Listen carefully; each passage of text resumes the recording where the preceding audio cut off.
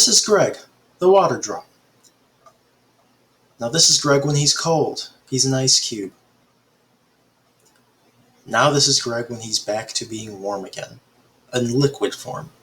Even though Greg changed forms, he was still the same water particles the whole time. We're going to learn how to change mathematical expressions from one form to another today.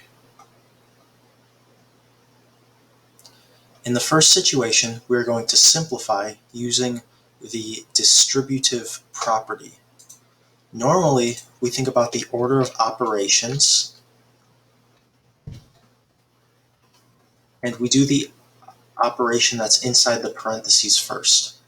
But because we can't combine unlike terms, such as x and 2, we are going to have to do something else.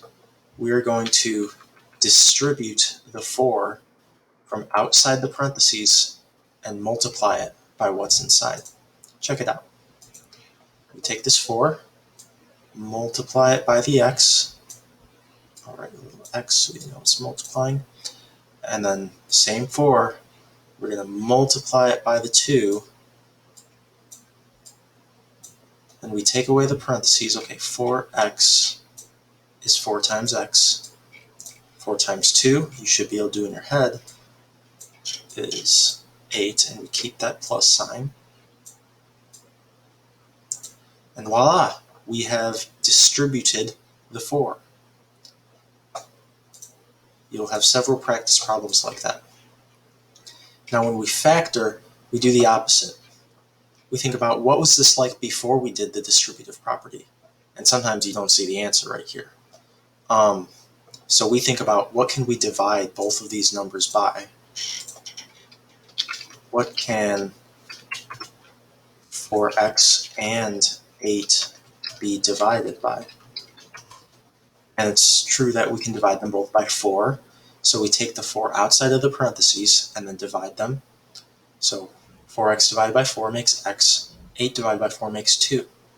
Now to do some examples of simplifying, which was the first operation we did, we take 3 and we're going to distribute it. See how many we can get through. 3 times x makes 3x. I'm going to keep that subtraction sign. 3 times 8 makes 24. 5 times 2y makes 10y.